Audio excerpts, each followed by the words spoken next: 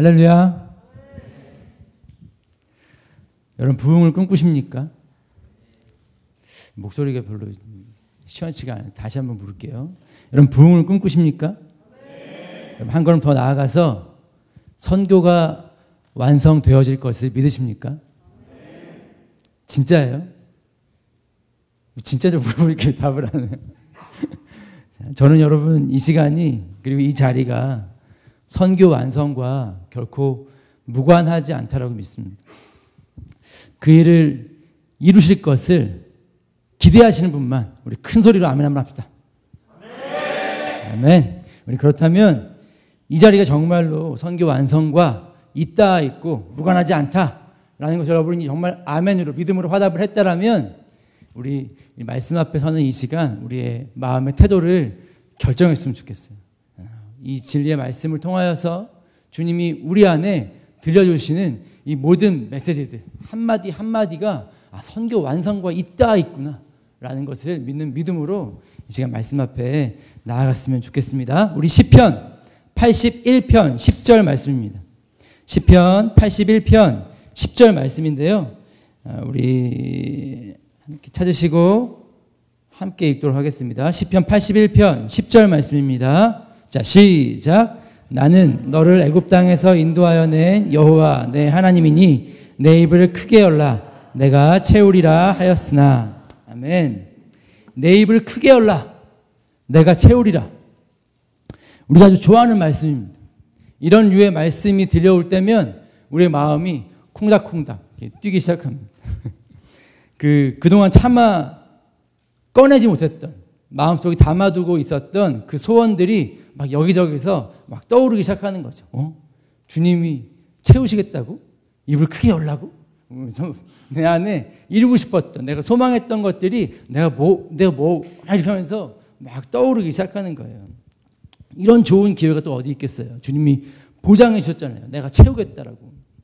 만약 어느 날 아침에 묵상을 하는데 여러분, 이 말씀이 눈에 딱 들어왔다. 그러면 그날 너무 신나는 거죠. 말씀이 굳이 깊이 막 묵상을 하지 않아도요. 마음 가운데 그냥 새겨집니다. 그리고 이게 막 다가오는 거예요. 정말 나에게 하신 말씀처럼 막 들려지는 거예요. 그러면서 내 입이 그냥 확 찢어졌으면 좋겠다. 막 이런 생각이 막 들면서 가능하면 많이 채워야 되니까. 막 그러는 거죠. 근데 여기에 보면요. 말씀에 보면 채우리라 하기에 그 앞서 뭐라고 또 이야기를 하고 있는지 봤더니 나는 너를 애굽 땅에서 인도하여 낸 여호와 하나님이다 라고 말씀하시는 거예요. 사실 이스라엘 사람들은요.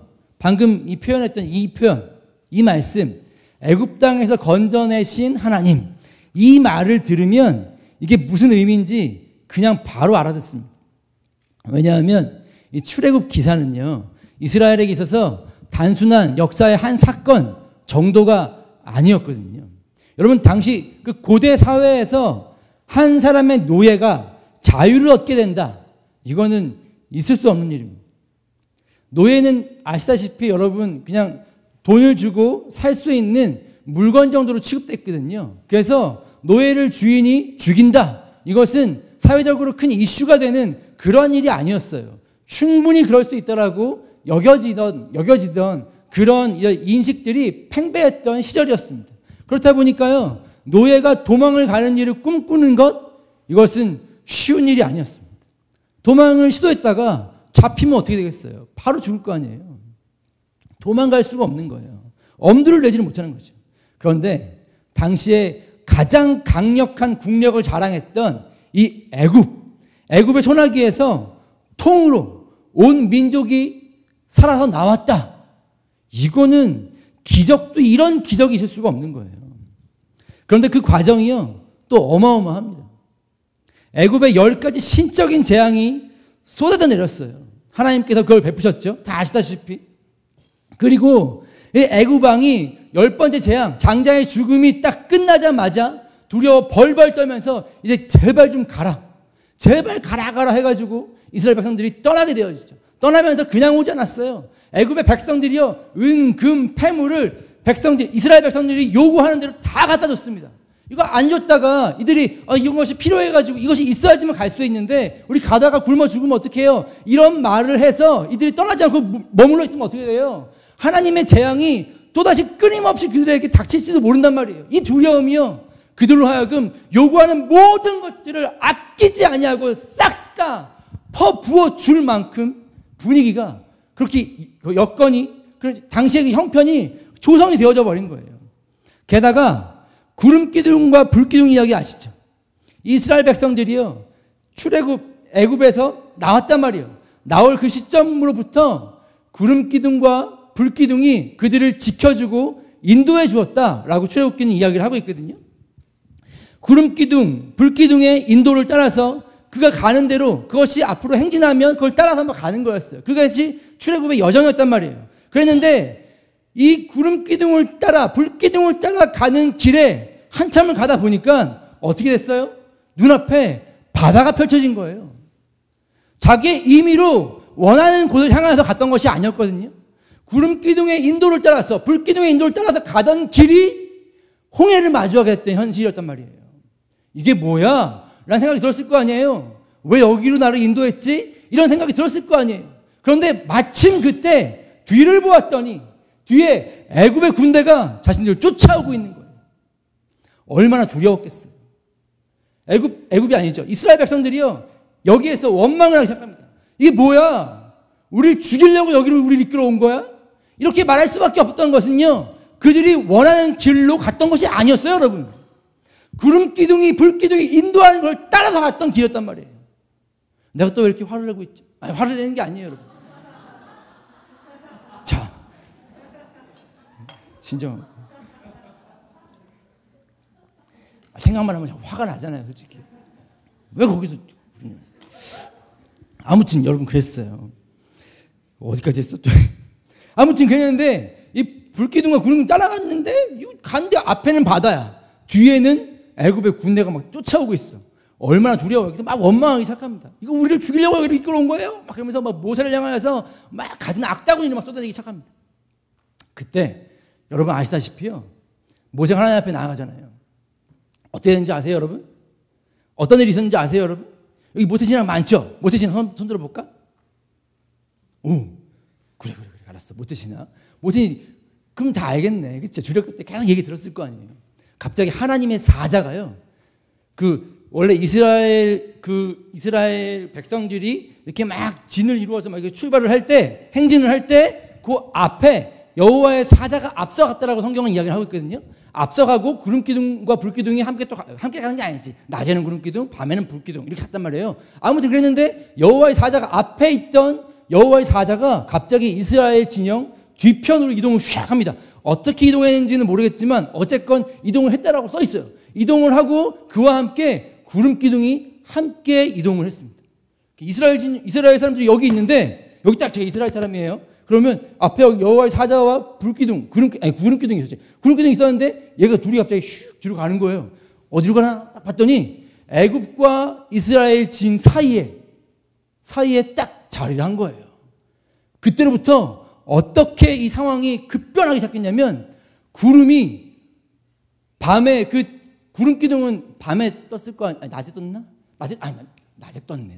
해를 가려야 되니까. 아무튼 이게 가렸으니까 갑자기 그 빛을 가리면 어떻게 되죠? 어두워졌을 거 아니에요. 그래서 흑암이 애굽 사람들을 온통 뒤덮어 버렸습니다. 앞을 볼 수 없을 만큼, 앞에 뭐가 있는지 도무지 분별이 되지 않을 만큼 캄캄한 흑암이 드리워진 거예요. 그로 인해서 애굽 사람들이 더 이상 쫓아올 수가 없는 그런 상황이 벌어지게 되었습니다. 그때 모세가 손을 들고 기도를 합니다. 그러자 어떤 일이 일어났는지 여러분 다 아시죠? 바다가 갑자기 갈라지는 거예요. 밤새도록 동풍이 불었다라고 이야기를 합니다. 동풍은요, 그 사막에서 불어온 뜨거운 바람이 동풍이라고 이야기를 하거든요. 동풍이 밤새도록 불었어요. 그래가지고 이 바닷물이 갈라졌는데요, 바닷물이 물러갔다고 성경에 표현되어 있긴 하지만 어쨌건 쫙 갈라졌을 거 아니에요. 갈라지면서 벽을 이루었어요. 양쪽으로 벽을 이루어서 바닷물이 쌓이기 시작하고요. 바닷물이 담겨 있었던, 덮여 있었던, 그러니까 그 아래 잠겨 있던 그 바닥은요, 막 질척질척했을 거 아니에요. 밤새도록 바람이 불어가 뜨거운 바람이 부르니까 다 말라버린 거예요. 마른 땅이 되었다라고 성경은 이야기를 합니다. 그리고 나서 이스라엘 백성들이 행진을 시작했습니다. 얼마나 놀라운 일이에요. 깜짝 놀랐을 거 아니에요. 얼마나 흥분되었을까. 한번 생각해 보세요. 분명히 바다 앞에 바다가 있었어요. 근데 밤새도록 바람이 불어가지고 눈앞에 다 보였을 거 아니에요. 점점 바닷물이 뒤로 물려가기 시작하더니 벽을 이루어서 양쪽으로 세워지기 시작합니다. 그리고 질척했던 땅이요, 바람으로 말미암아 그 뜨거운 동풍으로 말미암아 조금씩 마르게 하더니 결국에는 마른 땅이 되어서 밟고 지나가도 전혀 문제가 없는 그런 상태가 되어진 거예요. 백성들이 신기해가지고 흥분해서, 이야, 이거 진짜 여기가 바다였던 거 맞아? 여기 지금 옆에 있는 게 이게 바다 맞지? 막 이러면서 막 갔을 거 아니에요. 흥분 가운데 주차할 수 없어가지고 막 서로 막 신나가지고 막 이야기하면서 홍해를 건너가기 시작했습니다. 이게 재밌는 얘기가 아닌데 왜 웃죠? 아무튼 이렇게 건너갔단 말이에요. 건너가던 중이었어요. 그런데 갑자기 뒤에 있던 구름 기둥이 갑자기 그 효력이 닿았을 리는 없는데 어쨌건 갑자기 그 흑암으로 막 그들을 에워싸고 있었던 그들을 앞으로 행진할 수 없도록 만들 만큼 그 캄캄하게 드리웠던 흑암이 걷어져 버린 거예요. 그리고 뒤에서 다닥다닥다닥 막 소리가 나기 시작하는 거예요. 그래서 뭔 소리야? 딱 봤더니 신나서 막 얘기하면서 가고 있다가 딱 봤더니 뒤에서 애국 군대가 막 미친 듯이 막 달려오기 시작합니다. 왜냐하면 이거 놓치면 큰일 나거든요. 이 노예들을 놓치면 이제까지 이 나라가 이제까지 부강할 수 있도록 그 모든 근간이 되었던 모든 그 일의 에너지의 공급원이 되었던 노예들이 다 사라지고 나면 누가 일해요? 일하던 것들이 그냥 멈춰버리게 되어지면 나라의 뭐 공장이 멈추면 어떻게 되는 거예요? 공장에 일꾼들이 없으면 공장이 멈추면 생산이 이루어지지가 않잖아요. 똑같아요. 그 나라의 모든 일들을 거의 다 노예들이 했었는데 노예가 사라지고 나니까 나라가 망하게 생긴 거예요. 정신을 차리고 보니까 바로가 큰일 났구나. 내가 지금 겁이 질려가지고 아들을 잃고 나서 그 슬픔에 못 이겨서 얘네들이 그냥 보내버리려고 했는데 떠나가라고 이야기를 했는데 정신을 차리고 보니까 이러다가 나라가 망하게 생긴 거예요. 안 되겠구나. 병거들 다 모았습니다. 성경에 보면요, 특별병거 600승 그리고 나머지 애굽에 있는 모든 전차가 아니죠, 병거, 아무튼 다 불러 모았어요. 다 불러 모아가지고 군대와 함께 따라가기 시작한 거예요. 미친 듯이 쫓아왔습니다. 흑암 때문에 저 바로 앞에 있는데 흑암 때문에 갈 수가 없어가지고 어떡하나 막 애가 달았을 거 아니야, 애굽 사람들 입장에서는. 근데 흑암이 거쳐진 거예요. 이 기회를 놓치면 안 되겠다 싶었던지 미친 듯이 막 다닥다닥 해가지고 쭈르르 막 따라왔어요. 막 신나가지고 막 가고 있다가 뒤에서 막 다닥 소리가 나니까 뒤를 딱 돌아봤는데 애국 군대가 막 눈에 막 불을 켜고 막 샥 따라오고 있는 거예요. 깜짝 놀랐습니다. 그래서 이스라엘 백성들도 어떻게 막 가는데 뭐 살림들 많고 막 그때 막 애국 사람들이 봤던 은금, 폐물, 양, 쥐가 아니지 뭐죠? 양, 소 막 이런 거 막 다 데리고 가니까 이게 얘네들이 막 가야 되는데 양이 막 안 가겠다고 막 걔 뭐 버팅기고 막 해가지고 빨리 오라고 막 땡기고 이게 막 뒤에서 막 쫓아오고 있는데 막 마음이 급해가지고 막 죽겠는 거죠. 그러다가 거의 다 잡힐 쯤 되었는데 마지막 그 이스라엘 백성이 홍해를 건널 그 시점까지 거의 이 엉덩이가 막 달랑말랑 여기까지 갔는데 딱 넘어간 거예요. 넘어가자마자 어떤 일이 있는지 여러분 아세요? 넘어가자마자 홍해를 건너자마자 어떤 일이 벌어졌냐면 갑자기 멀쩡하게 서 있던 이 바닷물들이요 와르르 무너지기 시작한 거예요. 그리고선 성경에 기록하기를 모든 병거가 수장되어져 버렸다 라고 이야기를 합니다. 이 말은요, 쫓아오던 애국 사람들이 다 죽었다 이것만을 의미하는 게 아니에요. 더 나아가서 더 이상 그들을 노예 삼았던 그 애굽의 권세가요 더 이상 그들을 쫓아올 수 없는 상황이 되었다는 이야기인 거예요. 누가 쫓아와요? 그들을 노예 삼았던 그 권세가 끝장 수장되어져 버렸대요. 더 이상 자신을 너는 내 노예였잖아 라고 말할 수 있는 그 권리를 주장할 수 있는 주체가 사라져 버렸다는 이야기인 거예요. 여러분, 복음은요 놀랍습니다. 우리를 죄의 권세로부터 막 얽어매고 이걸 떠나갈 수 없죠. 너 이거 좋아하잖아. 너 죄인이잖아. 너 어차피 이런 존재였잖아. 넌 이것 때문에 지옥 갈 수밖에 없어 라고 이야기를 해왔었던 그 주체 사탄이요 대가리가 박살이 나버린 거예요. 수장이 되어져 버린 거예요. 더 이상 우리에게 자신의 권리와 명분을 주장할 수 있는 어떠한 근거도 남아있지 않게 되었다는 것을 아주 명시적으로 드러내고 있는 사건이 이 출애굽 뭐야 이거? 홍해 사건이란 말입니다. 홍해 사건. 더 이상 자신들을 쫓아올 수 있는 주체가 사라져 버렸어요. 완전한 복음인 거죠. 완전한 승리인 거예요. 놀랍습니다, 여러분. 놀라워요. 어디까지? 자, 아무튼 그랬어요. 그런데 여러분, 오늘 시편 말씀이요, 바로 그 여호와 하나님, 이 놀라운 기적과도 같은 일을 이루신 그 하나님, 애굽에서 너희들을 건져낸 내가 무장한다 라고 말씀하시는 거예요. 그러면서 입을 크게 열어라, 내가 채우겠다, 이렇게 약속을 하시는 거죠. 여러분, 어디 옆집 아저씨가 하는 허황된 말이 아니에요. 이스라엘 백성들이 듣기에 내가 애굽에서 너희를 건져낸 하나님인데 라고 딱 말하면, 아, 어떻게 이해가 되냐면 가장 확실한 보장이구나, 이렇게 이 의미, 이 말은, 이 표현은 그런 의미로 그들에게 해석되어질 수밖에 없는 너무나 기이하고 놀라운 사건이었던 것입니다. 이 약속으로 말미암아서 이스라엘 백성들이 얼마나 막 가슴이 벅차 올랐겠어요. 근데 여기까지는 너무 좋아요. 10절 말씀 너무나 귀하고 아름답잖아요. 언제라도 막 받아먹고 싶은 이런 말씀이지 않겠습니까? 그런데 10절 말씀이요, 잘 보면 그냥 내가 채우리라로 끝났으면 좋겠는데 그렇게 끝나지는 않습니다. 10절 마지막에 네 글자가 더 붙어 있어요. 아니, 네 글자, 이렇게 네 글자가 더 붙어 있어요. 뭔지 아세요, 여러분?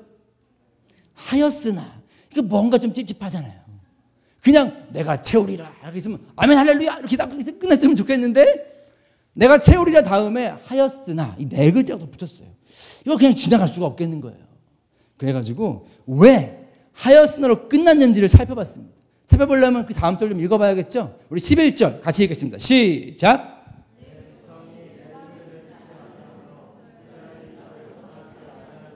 자, 뭐라고 말씀하고 계시죠? 그 크고 놀라운 약속이 임했어요. 그런데 그 말씀을 듣지를 않았대요. 이건 듣지 않았다는 것은 그냥 뭐 이렇게 듣지 않았다는 얘기가 아니에요. 마음으로 그것을 거절했다는 이야기인 겁니다. 그냥 마음으로 그것을 거부했다는 거예요. 그러면서 그렇게 반응했던, 거부했던 이유에 대해서 설명하고 있는데, 이스라엘이 나를 원하지 아니하였다, 이렇게 이야기를 하고 계십니다. 말씀하시는 분을 원하지 않았다는 거예요. 왜 그랬을까요, 여러분? 무엇이 이 엄청난 약속, 내가 채울 거니까 입을 크게 벌려라, 이 엄청난 약속, 그리고 이 약속을 이룰 주체는 나 하나님이다, 너희를 애굽에서 건져낸 구원의 하나님, 전능한 하나님이다 라고까지 약속을 해주셨는데 왜 이 말씀을 받으려고 하지 않았을까요, 여러분? 우리 8절 9절로 한번 가봅시다. 8절 9절 함께 읽겠습니다. 시작.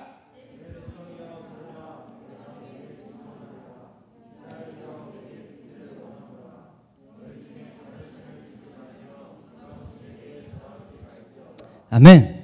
주님이 말씀하시기를요, 너희 중에 다른 신을 두지 말며 이방 신에게 전하지 말라고 하면서 나를 향해서 입을 열라라고 말씀하신 거예요. 9절 말씀이 이거잖아요. 다른 신을 두지 마, 이방 신에게 전하지 마, 대신에 나를 향하여서 입을 크게 벌려, 이렇게 말씀하셨단 말이에요. 근데 그게 싫었다는 거예요. 왜냐하면 하나님께서 하지 말라고 했던 것, 다른 신을 두는 것과 이방 신에게 절하는 것, 그것을 너무 좋아했거든요. 그걸 포기할 수가 없었거든요. 그걸 포기해야 한다면 아무리 놀라운 약속이 주었다 할지라도 안 되겠는 거예요. 그걸 받을 수가 없는 거예요. 안 돼요, 주님. 그건 못해요. 이렇게 이야기를 좀 하고 있는 거죠. 하나님 좋아요. 그러니까 전능하신 것도 알겠어. 그런데 그분이 원하시는 것이 내 원함과 너무너무 달라요. 난 세상에 화려한 것, 성공, 사람들의 박수갈채, 편안하고 안락한 삶, 풍요한 것, 여유 있는 것, 이런 거 좀 누리고 싶거든요. 그러면서 세상에서 누릴 수 있는 짜릿한 것들도 좀 같이 맛도 좀 보고 싶고, 죄도 슬금슬금 지으면서 이래저래 살고 싶은데 하나님 뭐라고 말씀하시는 거야 들었더니 거룩하라고 말씀하시는 거예요. 자기 자신을 사랑하는 것은 나를 따르는 데 있어서 합당하지 않다라고 주님 말씀하시는 거예요. 그러니까 선뜻 따라갈 수가 없겠는 거죠. 알겠다라고 대답을 할 수가 없겠는 거예요. 그렇게 됐다가는 마음 놓고 죄를 지을 수가 없게 될 테니까. 하나님이 찾아오셔서 아무리 놀라운 기적을 베푸시고 능력으로 약속을 해주셔도 마음에 와닿지가 않는 겁니다. 처음엔 좋았겠죠. 누군가의 도움이 간절히 필요했던 그때, 그 척박한 광야를 지나가야 했던 그 외롭고 쓸쓸하고 두렵고 떨리는 그 상황에서는 하나님께서 내가 너와 함께 하겠다라고 말씀하시는 그 말씀이 너무 좋았겠죠.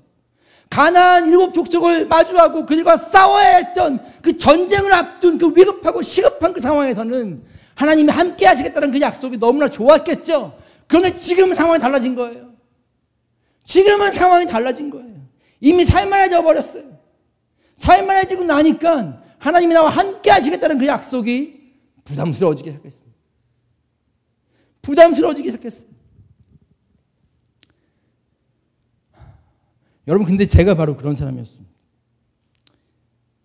전 나름 잘 믿고 있다고 생각했거든요.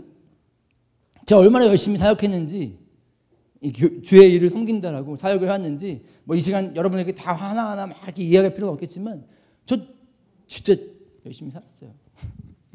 얼마나 열심히 사역을 했는지 몰라요. 그런데 그 와중에도요, 여전히 죄도 좋은 거예요. 그래서 전부를 주님께 드릴 수가 없었습니다. 전심으로 주님을 따르기에는 죄가 너무 좋은 거예요. 죄를 향한 내 마음의 여지가 언제나 한켠이라고 말하기에는 너무 죄송하죠. 사실은 내 마음 전부라고 이야기할 수밖에 없을 만큼, 왜냐하면 놀라운 사역의 부흥의 현장들, 기적의 현장에 주역이 돼서 앞에다 소리를 치고 난리를 떨다가도 집에 돌아가면 부끄러워 차마 입을 뗄 수가 없는 그 추잡한 짓거리에 밤을 새우면서 시간을 허비해버렸거든요.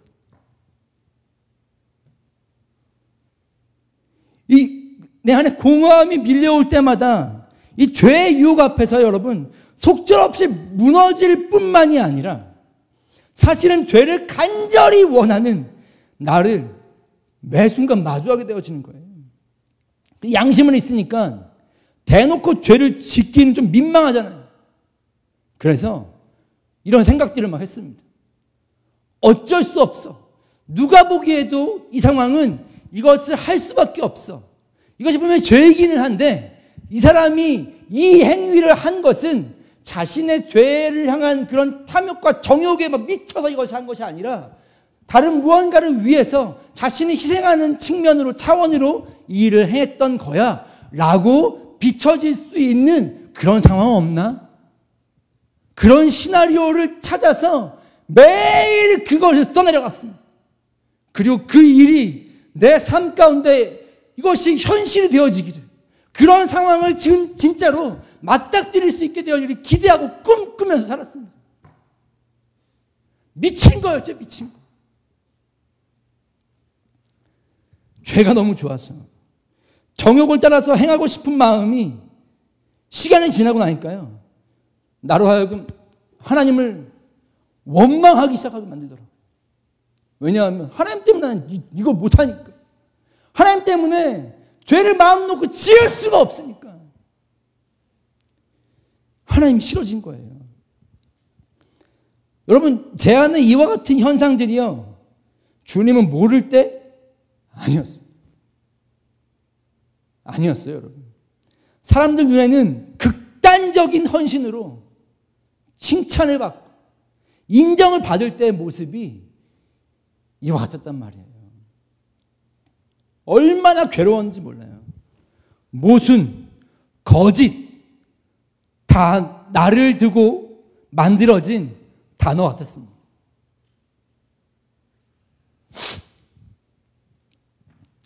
그런 나를 가리기 위해서 끊임없이 가면을 쓸 수밖에 없었어요. 더 거룩한 모습으로 사람들에게 비춰지기를 위해서 애를 썼습니다. 누구도 하려 하지 않는 아주 힘들고 어려운 현장이 있다면 마다하지 않았습니다. 왜냐하면 내 안에 있는 이 부끄럽고 이 치욕스러운 이 모습들, 이게 드러나는 것이 너무나 두려운 거예요. 혹시라도 내 삶에 묻어있는 그런 습관들이 어떠한 현장과 자리에서 그것이 비춰질까 봐 그게 무서워서 나를 극단적인 헌신의 자리로 계속해서 내몰았습니다. 이게 내 실체였어요. 그런 저에게 어느 날 주님이 찾아오셨습니다. 나로서는 도무지 해결할 수 없었던 이 죄의 문제, 여기에 얽매여 있던 내 인생, 전 여러분 정말 이 엉킨 실타래와 같은 이 내 안에, 내 삶 가운데 있는 이 문제들 해결해보고 싶었거든요. 정말 미친 듯이 이것과 한번 싸워본 적이 있었어요. 어떤 일이 있어도 내가 이 문제 내가 해결해내고야 말리라 결단을 하고요, 이 엉킨 실타래를 풀어내기 시작했습니다. 하나하나 풀어내기 시작했습니다. 아무리 오랜 시간이 걸린다 할지라도 난 반드시 이 일을 완수해내고야 말이라 풀어내기 시작했습니다. 그리고 마침내 이 일의 끝이 보이는 시점에 도달하게 되었습니다. 되었다! 이제 끝났구나! 이제 이 모든 문제가 해결되었구나! 기쁨의 환호성을 지르기 위해서 이제까지는 여기에 완전 미쳐가지고 이걸 풀어내기 위해서 고개 시선을 여기다 완전 집중한 다음에 지내고 있던 내 안에 이게 끝나가는 그 시점이 되고 나니까 너무 기뻐서 탄성을 지르듯이 고개를 쳐들고 손을 하늘 향해서 내뻗었는데, 그러다 보니까 어떻게 돼요? 고개를 숙이고 있던 내가 시선을 들게 되잖아요. 내 앞에 이게 다인 줄 알았어요. 이 문제가 다인 줄 알았단 말이에요. 그런데 내 앞에 끝도 없이 펼쳐져 있는 수많은 엉킨 실타래들이 놓여져 있는 거예요. 하나 해결했는데, 이 문제 하나 끌어냈는데 내 앞에 이것과 비교할 수 없는 끔찍한 저주스러운 문제들이 여전히 산재해 있는 거예요. 더 이상 이것은 내가 할 수 있는 일이 아니라는 것을 발견하게 되었어요. 이게 뭐야, 이게 뭐야, 이게 뭐야? 나 그럼 어떻게 해야 되나? 그런 저에게 주님이 너무나 놀랍게도요, 이 진리의 말씀으로 찾아왔습니다. 그런 네가 예수와 함께 십자가에 못 박혔다. 이미 처리가 되었다. 이해가 되지 않았어요. 처리가 되지 않았다니요. 전 여전히 죄가 좋아요. 처리가 되지 않았다니요. 받아들일 수가 없었어요.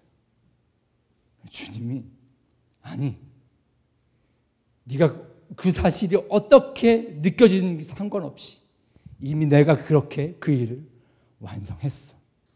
그걸 믿는 게 믿음이야 라고 말씀하신 거예요. 그 사실을 믿으라는 것이었어요.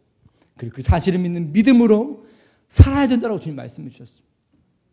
여러분, 우리가 안심하고 이 자리에 앉아 있을 수 있는 이유는요, 이 자리가 무너지지 않을 거라는, 이 천장이 무너져 내리지 않을 거라는 신뢰와 확신이 있기 때문인 것이에요. 맞죠?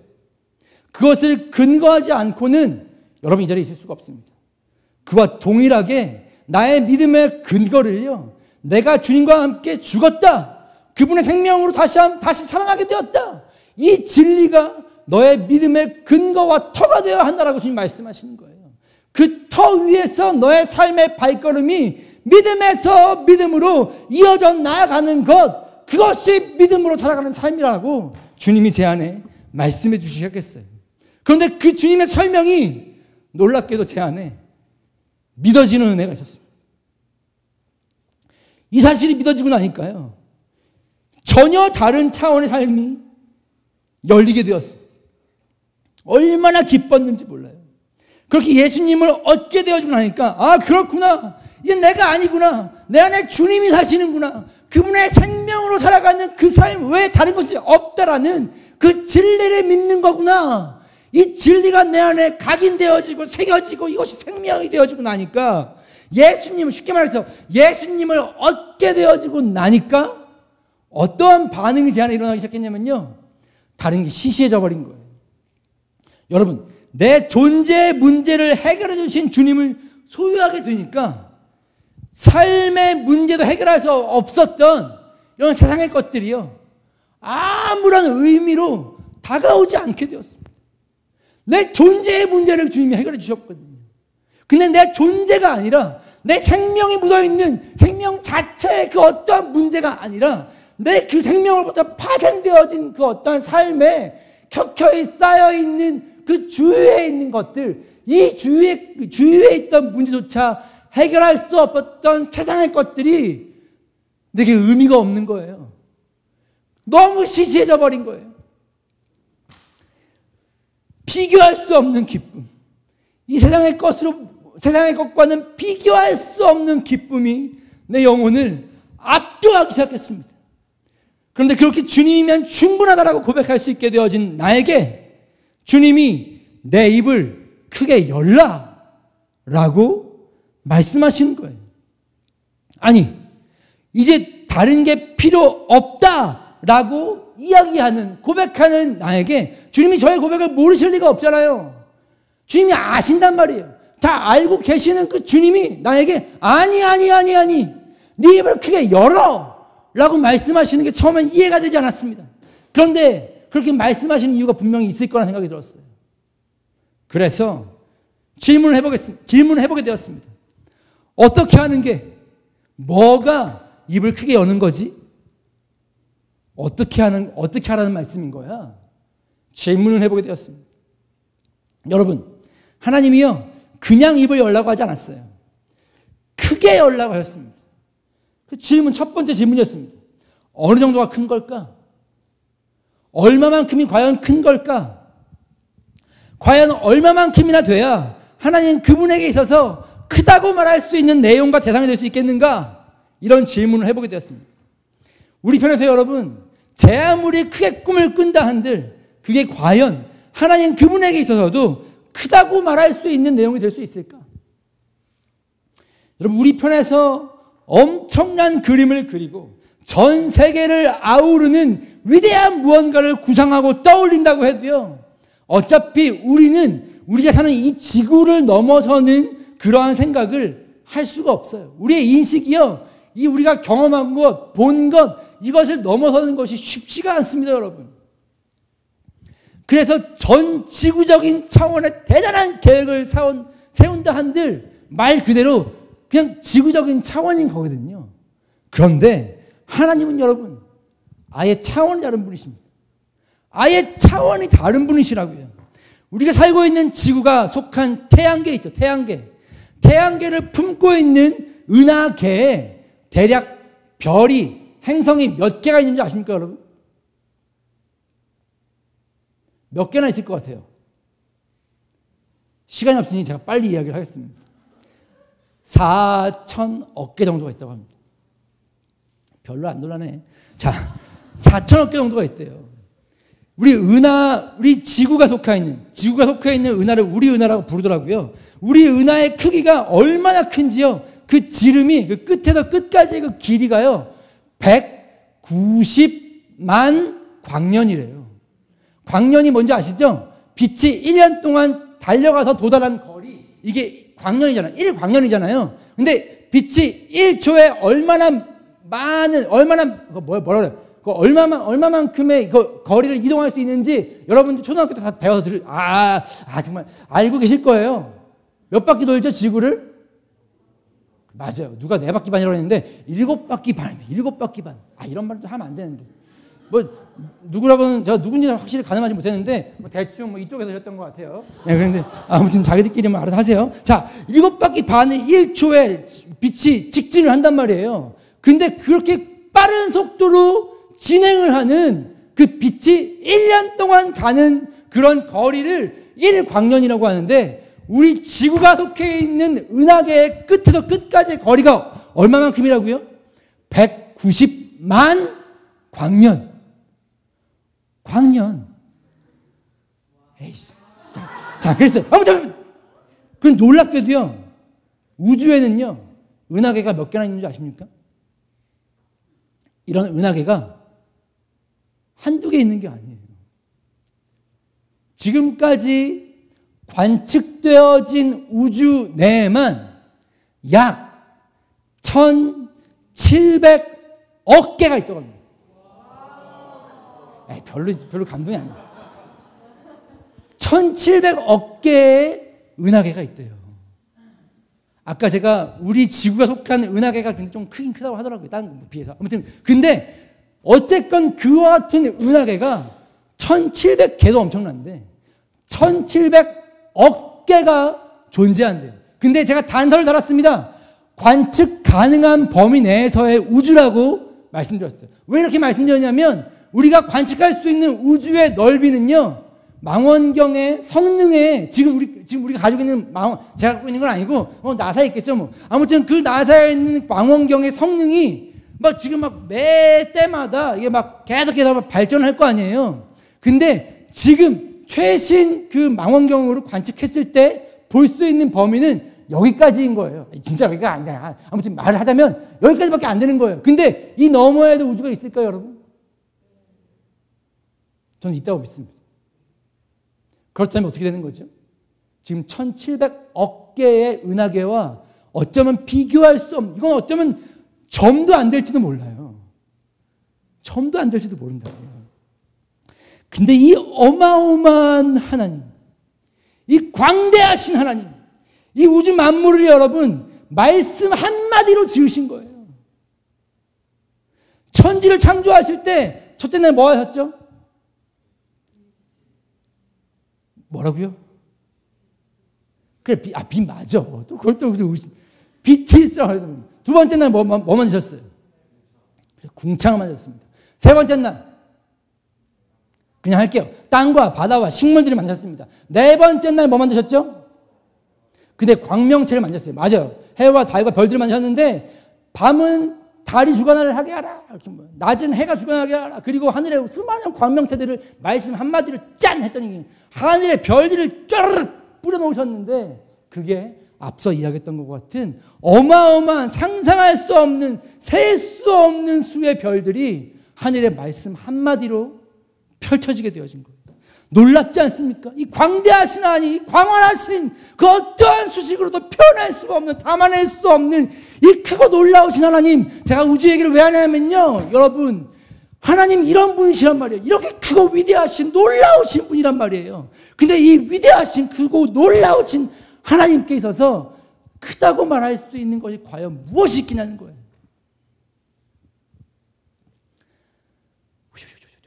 그분이 창조하신 이 피조물 가운데 감히 하나님 앞에 크다고 말할 수 있는 것이 있겠습니까, 여러분?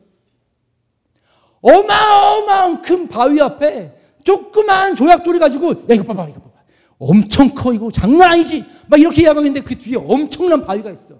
그러면 그걸 보면서 야 조약돌 그거 진짜 크다 이렇게 말하는 것은 그건 좀 약간 이상한 사람인 거예요. 아무도 그의 말에 동조하지 않습니다. 무시당해요. 근데 그걸 비교할 수 없는 광대하신 하나님께서 떡하니 서 계시는데 그분 앞에 크다고 말할 수 있는 것이 과연 무엇이 있겠냔 말이에요. 적어도 하나님 그분 앞에 크다고 이야기할 수 있는 것 피조물 가운데는 없습니다. 여러분. 피조물 가운데 그분이 창조하신 이 천한 만물 가운데는 크다고 말할 수 있는 것이 없단 말이에요. 없단 말이에요, 여러분. 적어도 하나님 수준의 사이즈는 돼야지 크다라고 그러한 수식어를 붙일 수 있을 거란 말입니다. 그런데 요한복음 1장은요 이렇게 증거하고 있습니다. 말씀이 곧 하나님이라고 말씀하시는 거예요. 그렇다면 그분이 크다라고 인정할 수 있는 대상이 나왔습니다. 뭐죠? 하나님의 말씀인 거예요. 하나님의 말씀, 그것은 하나님이 감히 크다라고 이야기할 수 있는 그 기준을 충족하는 것이겠습니까, 여러분? 맞아요.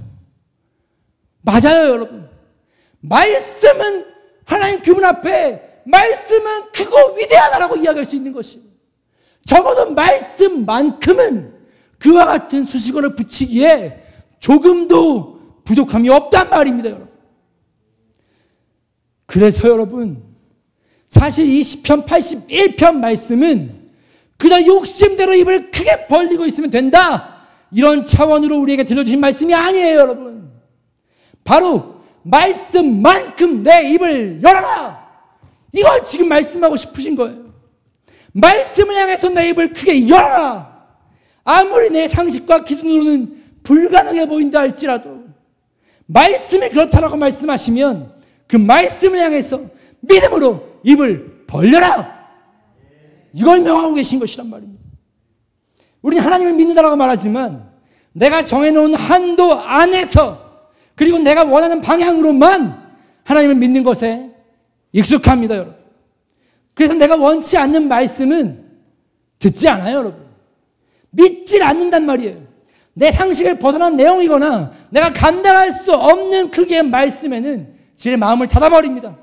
그건 안 돼요. 불가능합니다. 라고 이렇게 반응을 하는 것이에요. 그런데 주님은 뭐라고 말씀하신다고요? 아무리 현실이 괴리가 지금 주님의 말씀이 현실과 괴리가 커 보인다 할지라도 말씀하신 대로 거기까지 입을 벌리면 내가 채우겠다. 나는 너희를 애굽에서 건져낸 전능한 하나님이다. 선언하시는 것이에요, 여러분. 이사야 43장은 이렇게 이야기를 합니다. 보라, 내가 새 일을 행하리니 이제 나타날 것이라. 너희가 그것을 알지 못하겠느냐? 반드시 내가 광야의 길을 사막의 강을 내리니. 여러분, 주님은요 눈앞에 펼쳐진 이 거친 광야를 보면서 이 길을 가는 건 너무 어려워요. 이거 어떻게 할 수 있겠습니까? 라고 말하는 우리에게 아니 거친 광야의 길을 낼 수 있는 나는 전능한 하나님이라고 선언하고 계시는 것입니다. 물 한 모금의 자비를 구하며 주님 앞에 눈물을 쏟고 있는 우리에게 너희들 나를 오해하지 마. 나는 사막에 강을 낼 수 있는 하나님이야. 라고 말씀하시는 것이에요, 여러분. 물 한 모금이 아니라는 거예요. 입을 열되 어디까지 열어야 하는가? 말씀이 말씀하시는 데까지 입을 열라고 주님 말씀하시는 것이에요. 여러분, 레디컬이라는 책을 읽어봤는지 모르겠습니다. 미국의 한 젊은 목사님이요, 데이비 플라시라는 목사님이신데 이분이 설교를 하면서 성도들에게 이렇게 도전을 했대요. 우리 말씀대로 삽시다. 설교 시간에 목사님이 이렇게 도전을 하면 성도들이 당연히 아멘이라고 할 거 아닙니까? 그런데 안타까운 것은 아멘은 하지만 실제로 말씀에 자신을 들여 순종하는 경우는 많지가 않은 거예요. 목사님도 그게 너무 아쉬웠던지 성도들에게 끊임없이 도전하기 시작했습니다. 말씀대로 삽시다. 말씀대로 제발 좀 삽시다. 정말 말씀에 우리가 순종을 하면 그 말씀을 약속하신 그 하나님께서 그 뜻하신 바를 이루어내시는 분이신지 한번 경험해 봐야 될 거 아닙니까? 그래야지 진짜 그 하나님을 믿을 수 있는 하나님이신지를 우리가 가늠할 수 있을 거 아닙니까? 말씀을 한번 제대로 순종도 해보지 않은 채로 말씀대로 하는 건 어려워요. 이렇게 그냥 지레 마음을 닫아버리고 순종을 시도도 하지 않아. 이게 어떻게 하나님을 믿는 태도이겠습니까?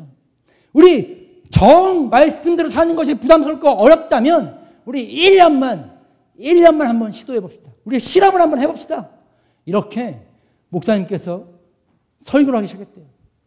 근데 이 도전이요, 사실 이 순종이라는 것에는 대가 지불을 전제하는 거거든요. 내가 이렇게 살고 싶은데 하나님의 말씀이 임했어. 그건 말고 이거 해 라고 말씀하시면 이걸 포기하는 대가 지불이 실제로 있어야지만 순종이 가능하게 되어진단 말이에요.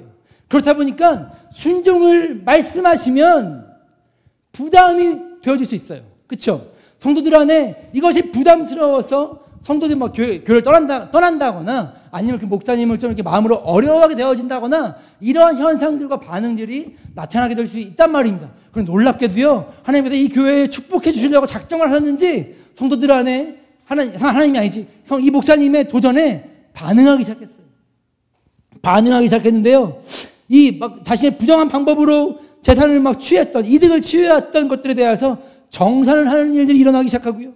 그리고 자신의 그 가산을 정리해서 가난한 자들의 친구가 되었던 그 예수님을 따라서 실제로 빈민촌으로 이사를 가는 거예요. 그리고 땅끝까지 이르러서 내 증인이 되라는 그 말씀을 붙잡고 하나님 그 명령을 따라서 선교 현장으로 실제로 막 나아가는 일들이 진행이 되어지기 시작했습니다. 다양한 모양의 순종들이 일어나게 되어진 거예요. 여러분, 우리 인간은요, 동물과 다릅니다. 그래서 먹고 자고 쉬고 이런 것에 만족할 수가 없어요. 거기에 머물러 있는 것을 좋아하는 것은 사실 그 이상의 가치를 아직 발견하지 못했기 때문에 거기에 머물러 있는 거지, 참된 가치를 발견하는 순간 더 이상 먹고 자고 마시고 여기에 머물러 있을 수 있는 인간은 여러분 없습니다. 그래서 어떤 사람들은요, 자기가 발견한 가치가 진짜 의미 있다고 여겨지는 순간 이것 때문에 어떠한 대가를 치고 된다 할지라도 그것으로 어려워하지 않아요. 그것으로 말미암아 쏟게 되어진 그 노력과 수고를요, 오히려 자랑스럽게 여깁니다. 사람들에게 막 자랑해요. 내가 이것을 위해서 얼마나 희생을 쏟아 부었는지 이것이 자랑이 되어지고, 또 그 자랑을 듣는 사람들이 거기에 도전을 받습니다. 이야, 진짜 저 사람 멋지게 한다, 이렇게 인식한단 말이에요. 먹고 자고 쉬고 이런 것의 가치를 진짜 두고 있지 않아요. 인간은 속지 마세요. 여러분, 속지 마시란 말입니다. 좋은 집에 살고 멋진 차 끌고 다니고 많은 돈을 가지고 풍요롭게 사는 삶, 이건 거짓말이에요. 여러분, 인간은 그러한 존재로 지어지지 않았어요. 여러분, 청년들이요, 더 이상 그런 썩어질 꿈을 쫓지 말란 말입니다. 우리는 그런 존재가 아니에요. 여러분,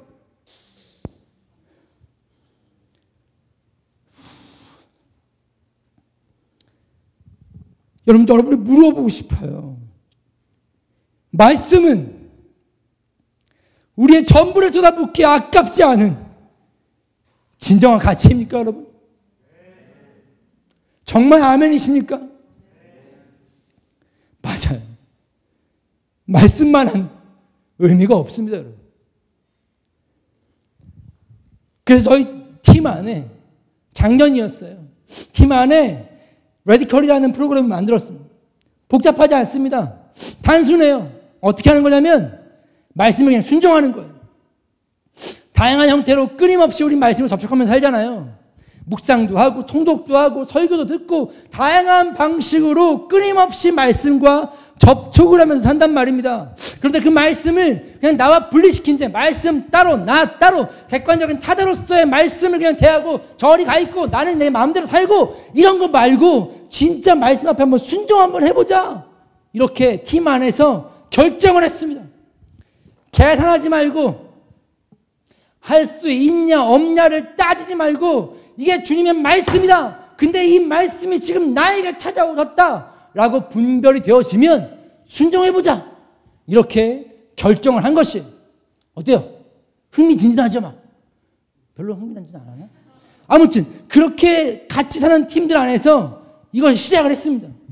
막 이런 거를 시작을 하려 치면 우리 발목을 붙잡고 우리를 두렵게 하는 게 있어요. 내 소유를 다 팔고 가난한 자들에게 나눠준 다음에 넌 날 따라라, 막 이런 말씀 주님이 하실까봐 긴장되고 좀 부담이 되잖아요. 이것 때문에 사실 사람들이 말씀대로 사십시오 라는 너무나 당연한 마땅히 따라야 할, 붙잡아야 할 말씀을 좀 부담스럽게 여기고 외면하게 되어진단 말이에요. 근데 순회선교단은요, 어차피 헌신할 때 다 저를 털고 들어가요. 재산을 가지고 들어갈 수가 없어요. 다 정리를 한 다음에 뭐 누굴 주든지 버리든지 한 다음에 들어가야 된단 말이에요. 그러다 보니까 우리 안에는 사실 어쩌면 다른 사람들보다는 조금 더 쉽게 말씀대로 살아야지 라는 이 시도를 할 수 있는 여건을 가지고 있는 사람들이란 말입니다.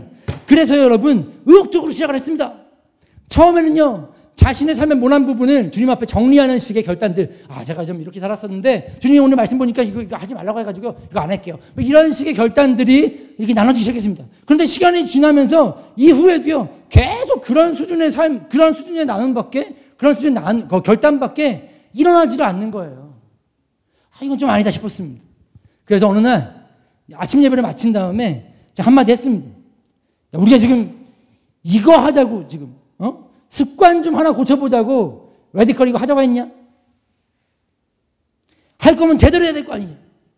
할 수 있고 없고를 내 편에서 계산하지 말고, 이게 좀 부담스러운 말씀, 이건 아닐 거야, 이렇게 그냥 제껴버리지 말고 주님이 말씀하셨으면 그 말씀 앞에 그냥 전적으로 나를 들여서 순종해보자, 이게 원래 취지 아니었냐? 왜냐면 제대로 한번 해보자, 딱 이렇게 얘기를 멋지게 딱 얘기를 한 다음에 예배를 끝났습니다. 예배 마쳤습니다. 그리고선 자리에 딱 일어났는데 마침 띠링 전화가 왔습니다. 전화를 딱 받았어요. 근데 한 선교사님의 연락이 왔는데요. 내용인 즉슨 인도에 계신 목회자들, 사역자들 대상으로 줌 아시죠? 줌. 이렇게 화상으로 이렇게 하는 거 있잖아요. 그 줌을 통해서 말씀을 좀 전해줄 수 있냐라는 요청이었습니다. 뭐 말씀을 전하는 거야. 부담이 되긴 하지만 못할 일은 아니잖아요. 그래가지고 이렇게 있었는데, 그래 문제는 그 말씀을 전해야 될 대상이요, 인도 사람이라는 거예요. 인도 사람. 이게 그때부터 제 마음이 심란해지기 시작했습니다. 여러분, 저는 영어를 정말 잘하고 싶었습니다. 마음은 오래전부터 굴뚝 같았어요. 근데 혹시나 주님이 영어 방언을 주시면 어떡하나, 이런 생각에 방언 받으면 그냥 영어를 할 수 있게 될 텐데 굳이 내가 영어를 공부한다고 시간을 이렇게 하는 게 맞나, 이런 막 변명과 핑계를 대면서 공부를 안 하고 있었습니다. 공부를 안 했는데 결국 이 모양 이 꼴입니다. 아무튼 그래가지고 선교사인데 참 그래요. 아무튼 그런데 영어로 이제 설교를 해야 된다는 거예요. 제가 그래서 그분에게 말씀드렸습니다. 잘 몰라서 그러신 것 같은데 제가 이게 안 됩니다. 이것만 되면 제가 100번이고 1000번이고 하죠. 말씀을 전하는 이게 얼마나 영광스러운 자리겠습니까? 내가 100번이고 1000번이고 합니다. 근데 지금 이게 안 됩니다. 그래가지고 제가 정중히 거절을 했어요. 그런데 이분이요, 부담 갖지 말고 편하게 그냥 하면 된다는 거예요. 아니, 편하게 하면 된다니. 아니, 지금, 근데 그때요, 같은 한국말을 하는데 전혀 의미가 통하지 않을 수가 있구나, 이걸 제가 그때 느꼈어요. 아니, 내가 지금 영어가 안 된다고 이야기를 하고 있는데 편하게 하라니, 이게 말이 안 되잖아요. 편하게 하래요. 속이 막 부글부글 끓어오르기 시작했지만 그냥 뭐 그렇게 할 수는 없으니까. 제가 또 근데 또 주님이 그런 애매모호한 난감한 상황을 아주 교묘하게 피해갈 수 있는 놀라운 지혜를 교회 안에 주님이 주셨습니다. 뭔지 아세요? 기도해 보겠습니다. 이렇게 하면 모든 이 난처한 문제를 다 요리를 피해갈 수 있는 거예요. 그래가지고 그때 갑자기 그 놀라운 지혜가, 하늘의 지혜가 저에게 임한 거예요. 그래서 제가 그 선교사님에게 기도해 보겠습니다, 이렇게 딱 이야기를 하고 통화를 끊었습니다. 이렇게 침묵을 통화를 끊었어요. 그리고선 내가 전화가 와가지고 사무실에서 내가 그게 뭐 레드컬이냐 이렇게 하고 나서 바로 전화가 왔기 때문에 거기서 받긴 좀 그래가지고 사무실 밖에 나가가 전화를 받고 왔거든요. 그래서 사무실 딱 통화를 기도해보겠습니다. 딱 끊고 주머니에다가 휴대폰을 넣은 다음에 문을 딱 열고 사무실 들어가가지고 제 자리에 딱 앉으려고 하는 찰나에 어떤 단어가 확 떠올랐냐면 레디컬 떠오른 거예요. 오이씨, 레디컬 어떻게 해? 그러면서 이런 생각이 들었어요. 야, 네가 아까 그랬잖아. 할 수 있으면 하고 못할 것 같으면 안 하고. 그게 무슨 말씀에 순종하는 거냐. 네가 아까 좀 전에 너네 팀원들한테 그렇게 나눴잖아. 그리고 내가 지금, 그러니까 이건 제가 하는 얘기가 아니고 예수님 오신 거예요. 예수님이 오셨다는 게 아니고, 또 오해하지 마세요. 또 이런 얘기 하면 또 막 이단이라고 막 그러고 그러는데, 예수님이 오셨다는 얘기가 아니고 그냥 그렇다는 거예요. 알아서 그냥 생각 들으세요. 예수님이 딱 오셔가지고 만약에 육신을 입고 딱 내 앞에 와가지고, 야, 진영아, 너 지금 저민족에 가가지고 말씀을 좀 나눠줘라, 이렇게 만약에 부탁을 하시면 너 그럼 순종할 거 아니야. 그러니까 그런 거 같더라고요. 그리고 한 가지 더 생각이 났어요. 야, 내가 유창한 영어를 해야지만 하나님이 역사하실 수 있나? 아니잖아요. 하나님은 그런 것들에 제한받지 않고 일하실 수 있는 분이란 말이에요. 거기까지 생각이 미치니까 이걸 못하겠다고 더 하기가 좀 죄송한 거예요, 주님 앞에. 그래가지고 그러고선 전화를 꺼냈어요. 전화를 꺼내가지고 전화를 했습니다. 제가 그분 전화 왔던 그분은 다시 전화 왔던 거 통화 기록 해가지고 띡 해가 눌러가지고 딱 했는데 안 받는 거예요, 이분이. 이게 전화를 딱 했을 때 바로 받으면 얼마나 좋아요. 근데 안 받으니까 이게 또 수많은 생각들이 왔다 갔다 하더라고요. 야, 내가 지금 객기 부리는 거 아니야 지금? 야, 너 영어 할 줄 알아? 모르지. 근데 너 지금 이웃 사람들 어떻게 설교를 한다고 그래? 말도 안 되는 얘기 하지 마. 별의별 생각들이 막 왔다 갔다 막 하면서 마음이 막 심란해지기 시작했습니다. 별의별 생각이 그 짧은 시간에 막 다 들었어요. 근데 어찌됐건 시간이 없으니까 빨리 가야 되는데 지금 그래가지고 그러다가 좀 더 시간이 지나서요, 결국엔 연락이 됐어요. 뭐 제가 했는지 그분한테 연락이 왔는지 기억은 나지 않는데 어쨌건 통화를 해가지고 하겠습니다 하고 전화를 딱 끊었습니다. 그때로부터 설교문이 있어야 되잖아요. 뭐라고 해야 되지? 그러면서 막 그 말씀을 막 주님께 기도하면서 말씀을 받고 그 말씀을 막 정리를 했어요. 그리고 처음에는 제가 그 문명의 이기를 좀 활용하자 해가지고 여러분 파파고 아세요? 파파고? 그래가지고 한글로 딱 써가지고 엔터를 띡 누르면 기가 막히게 영어로 쫙 번역이 됩니다. 그래가지고 그거를 좀 활용을 하면 이게 어떻게 되겠거니 해가지고 설교문 몇 페이지, 막 10몇 페이지 썼어요. 그래가지고 다 해가지고 번역을 딱 하려고 했는데 한 3문장 딱 하고 나니까 제가 깨닫게 됐습니다. 아, 이건 아니구나. 제가 의도하는 그 내용이 하나도 아닌 거예요. 이 번역된 내용이. 근데 틀린 건 알겠는데 어떻게 바꿔야 될지 모르겠는 거예요, 내가. 아우, 막 미치겠더라고요. 막 속이 열불나고. 그 3문장 하는데 막 1시간, 2시간 막 시간이 막 하고 이걸 이 많은 문장을 다 고치려면 몇 날 며칠이 지나도 감당이 안 되겠는 거예요. 그래서 고민을 하고 있었는데 그때 마침 하나님께서 예비하신 귀한 통로가 눈에 들어왔습니다.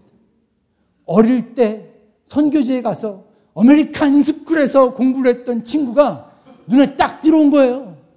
그 친구가 마침 그 당시에 아침 저녁으로 라면을 먹었습니다. 살이 이렇게 쪄가지고요. 좀 호리호리했으면 이렇게 지나가도 안 보였을 텐데 이게 살이 써있으니까 눈에 확 띄는 거예요. 그래가지고 주님이 보여줬구나. 사인 해가지고 불렀습니다. 잠깐만 이쪽으로 와봐라. 그래가지고 그러니까 왜 그러세요? 뭐 해가지고 경계하는 눈빛으로 외면하려고 했지만 그 당시에 제가 어떻게 거부할 수가 없잖아요. 와봐라 해가지고 왔어요. 옆에 앉혀가지고 다정한 목소리로 누구야?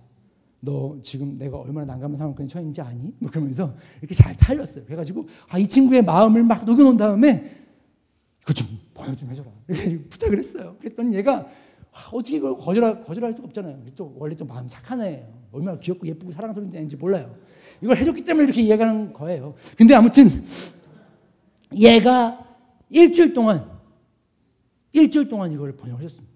물론 놀면서 해가지고 일주일 걸렸습니다. 저는 이걸 어차피 이걸 해봤자 이걸 번역해서 오면 저는 이걸 막 달달달 익혀야 되기 때문에 빨리 해달라고 계속 얘기를 했거든요. 근데 얘가 일주일 동안 밖에 나가서 막 공 던지고 막 밖에 물고기 잡아오고 별의별 짓 다 하더라고요. 우리 약간 시골 쪽에 있는데요. 뒤에 천변이 있어요. 그 똥물 막 흘러가는 천변이 있는데 거기 들어가가지고 거기서 물고기 잡는다고 시간을 얼마나 허비하는지 야 빨리 와가지고 좀 이거 좀 번역해 그러면 이따 할게요 하면서 안 와. 그래가지고 일주일 만에 결국 이렇게 시간을 끌면 안 되는데 자 이렇게 해가지고 얘가 왔어요. 번역본을 가지고 저한테 딱 줬습니다.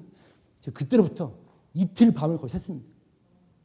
왜냐하면 아버지 가방에 들어가신다. 이렇게 하면 의미 전달 안 되잖아요. 아버지가 가방에 들어갔다고? 이렇게 들릴 수 있잖아요. 영어도 제가 잘못 띄어 읽으면 이게 전달이 안 될 거 아니에요. 그래가지고 어디서 끊어 읽어야 되는 거야? 이렇게 표시하고 그 표시한 대로 이것이 익숙하게 읽으려고 이틀 밤을 달달달 샜습니다. 낮에 하면 좀 쪽팔리잖아요. 그래가지고 사람들 다 퇴근한 이후에 밤 늦은 시간부터 아침까지 열심히 해가지고 이틀 동안 달달달 거의 외울 만큼 그걸 했어요. 이틀을 꼬박 이렇게 시간을 보낸 다음에 드디어 설교 날이 됐습니다. 사무실에서 하기엔 좀 쪽팔려가지고 우리 단체 센터에 이렇게 보면 이게 마당이 있는데 마당 구석에 컨테이너가 이렇게 있어요. 지금 좀 비워져 있는 컨테이너가 있는데 거기에 노트북 가지고 가가지고 줌을 딱 연결했습니다. 그때 제가 줌 처음 해봤거든요. 줌을 연결해가지고 딱 온라인 모임에 참석을 딱 했어요. 그랬는데 이분들이요 바로 저보고 이렇게 말씀을 전해달라고 얘기를 안 하고 자신들의 사역과 삶에 대해서 그리고 기도 제목에 대해서 한 분씩 막 나누기 시작하더라고요. 그럼 1시간을 넘게 막 하는데요. 알아들을 수가 있어야지. 근데 막 저기서 1시간을 넘게 그걸 하고 있으니까 언제 끝나 막 이러고 있었는데 다른 사람들이 막 저는 막 언제 끝나나 이러고 있는데 옆에서 막 아멘 하면 또 가만히 있을 수는 없잖아요. 그래서 같이 아멘 이러고 이런 식으로 1시간을 완전 바보같이 앉아가지고 그래서 막 그 분위기를 막 놓치지 않으려고 언제 아멘 해야 되나 이러면서 보고 있다가 1시간을 버티고 있는데 갑자기 그 모임을 인도하고 있던 선교사님께서 미스터 킴 미셔너리 킴 나와서 설교를 하는 거예요. 그래가지고 제가 딱 됐다 준비한 거 이제 해야지 해가지고 줌 보면 이게 노트북 이렇게 보면 카메라가 이렇게 가운데 딱 있잖아요. 그리고 그 아래다가 원고를 딱 띄웠습니다. 그래가지고 그 사람들에게 시선은 마치 그 카메라를 보고 있는 것처럼 했지만 사실은 눈을 약간 이렇게 한 다음에 아래 그 원고를 읽어대는 거예요. 그래서 티 안 나게 이 영어를 막 엄청나게 막 읽었어요. 근데 이틀 밤을 제가 샜잖아요. 얼마나 유창하게 막 했게요. 막 샤라샤라 막 했는데 제가 지금도 막 말이 빨라지고 막 흥분하면 목소리가 커지거든요. 왜냐하면 이게 흥분을 해가지고 목소리가 빨라지면 호흡이 딸려가지고 막 목에 힘이 들어가요. 그래가지고 목소리가 막 제가 소리를 지르는 게 아니고요. 이 호흡이 딸려가지고 점점 목소리가 커지는 거란 말이에요. 그때도 그랬어요. 영어로 막 하는데 영어가 아니지 그냥 그 알파벳을 읽은 거예요. 읽었는데 아무튼 점점 흥분하니까 막 목소리는 빨라지고 막 점점 소리는 커지는 거예요. 근데 컨테이너 뒤편에 빨래터가 있거든요. 빨래터가 아니라 빨래 넣는 곳이 있어요. 우리 센터, 우리 식구들이. 근데 거기 사람들이 왔다 갔다 하는지 내가 몰랐지. 근데 나는 그것도 모르고 막 흥분해가지고 막 소리를 막 지르고 있었는데 아무튼 메시지를 끝나고 딱 밖에 나왔는데 마침 그때 빨래를 넣고 딱 나오시는 어떤 상교사님이 당신 영어 잘한다 이거예요. 당신 영어 잘한다.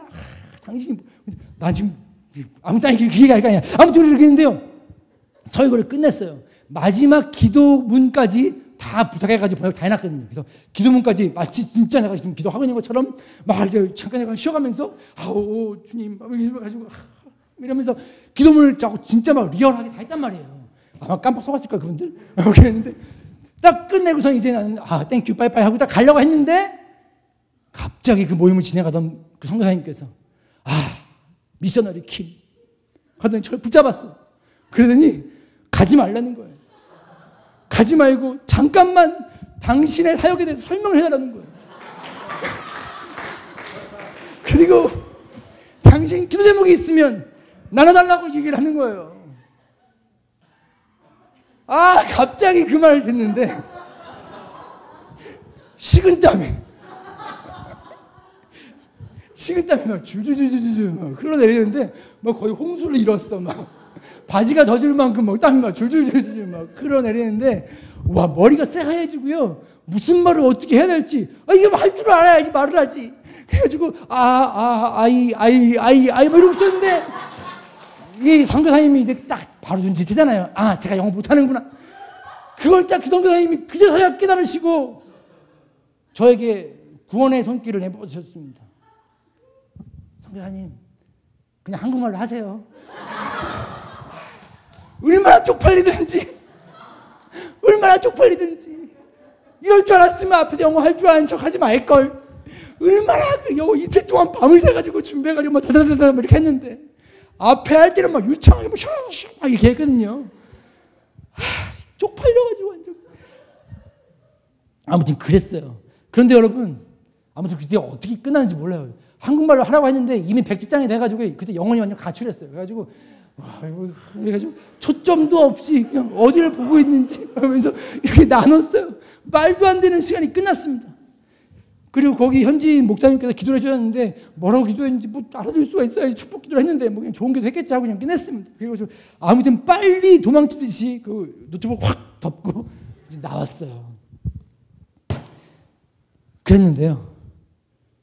쪽팔리긴 진짜 쪽팔렸거든요. 근데 여러분 그거 아세요? 순종한 자에게 주어지는 그 기쁨. 사실 그분들에겐 진짜 죄송해요. 왜냐하면 괜히 나 순종하겠다고 그분들이 귀한 말씀을 들을 수 있는 기회를 내가 빼앗아 버린 것 같아가지고 좀 죄송한 마음이 있었어요.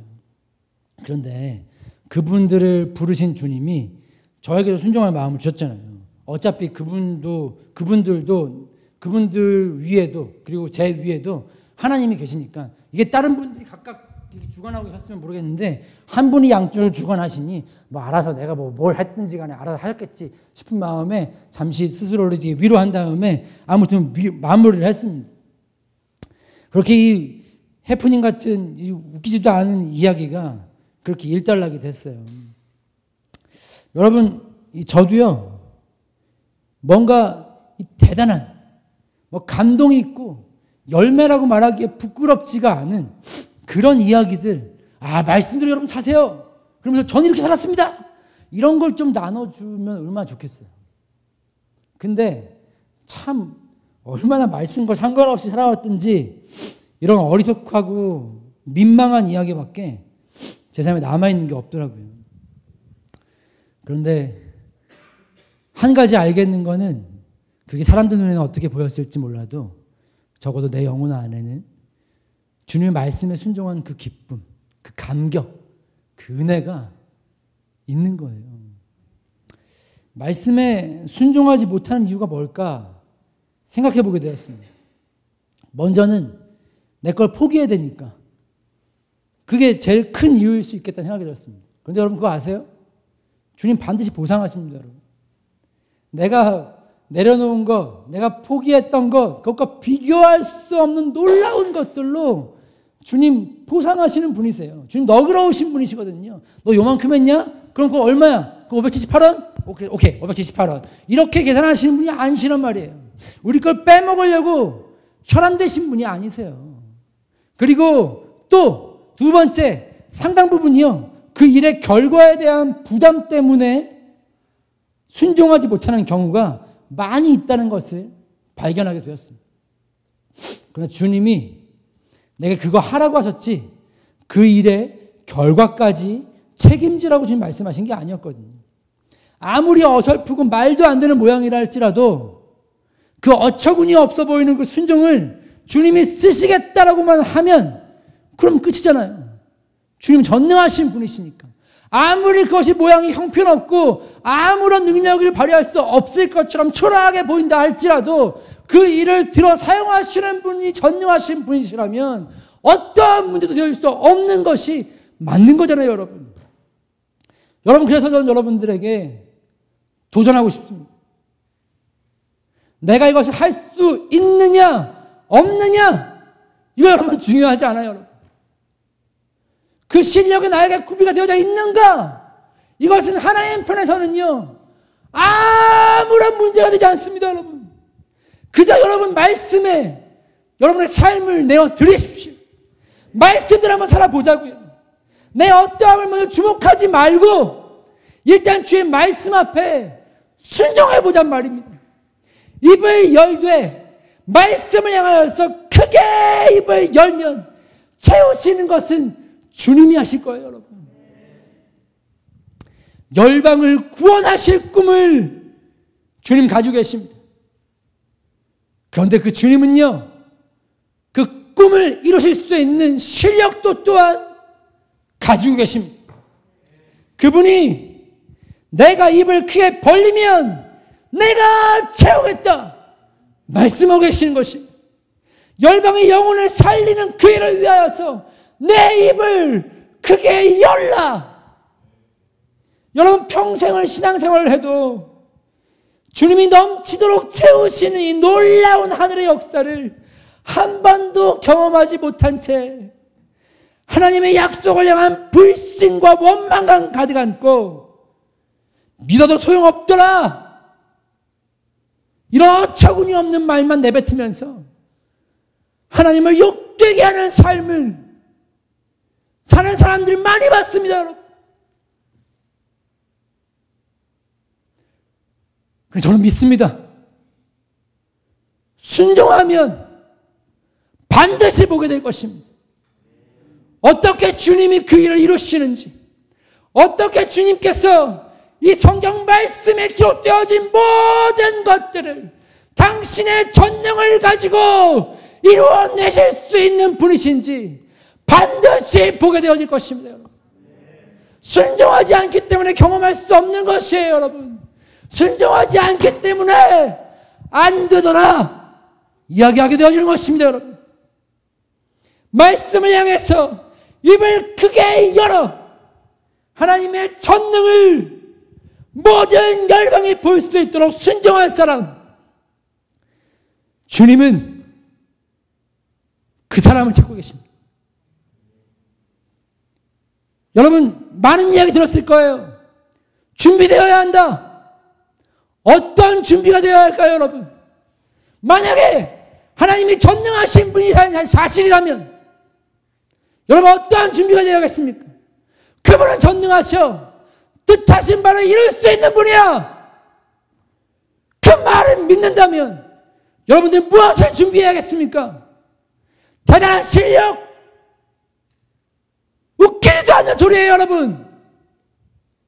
하나님이 전능하지 않다면 그런 준비 필요하겠죠. 주님에게 필요한 것은 순종하기로 결정되어진 한 사람인 것입니다. 주의 말씀을 결론으로 붙잡고 이 말씀을 이룰 수 있는 전능하신 하나님, 그분을 향하여서 시선을 떼지 않을 수 있는 믿음과 용기를 가지고 있는 사람, 그 사람이 필요한 것이에요, 여러분. 여러분의 인생을 허비하지 마십시오. 여러분의 인생을 허비하지 말란 말입니다, 여러분. 그분의 믿는 믿음, 이것이면 충분합니다, 여러분. 우리 주님께 순종할 사람, 이 시간 두 손을 듭시다. 하늘의 하나님을 향하여서 우리 두 손을 높이 듭시다. 우리 함께 나와서 좀 반주 해주시면 좋겠습니다. 우리 함께 주님 앞에 좀 이렇게 기도했으면 좋겠어요.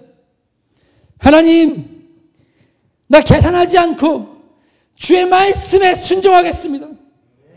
여러분 들으셨나요? 열방에는 추수할 일꾼이 없대요. 밭은 희어났는데 추수할 자가 없다고요, 여러분. 이게 말이 됩니까? 순종하는 사람만 있으면 되는데, 그러면 거둬들일 수 있는 수많은 영혼들이 지금 준비가 되어져 있는데, 스스로 자신의 한계를 정하고 그 벽에 갇혀서 나가지 않는 거예요. 우리 주님 앞에 순종하기로 결단합시다. 그럼 우리 주님 전능하신 분이시니까 우리의 연약함과 부족함을 넘어서 주님 반드시 일하실 것입니다. 그가 우리의 연약함과 부족함을 넘어서 당신의 능력으로 일하실 것입니다. 우리 함께 주님의 이름을 부르시면서 주님, 나를 사용하여 주시옵소서 함께 기도하며 나아가도록 하겠습니다. 주여!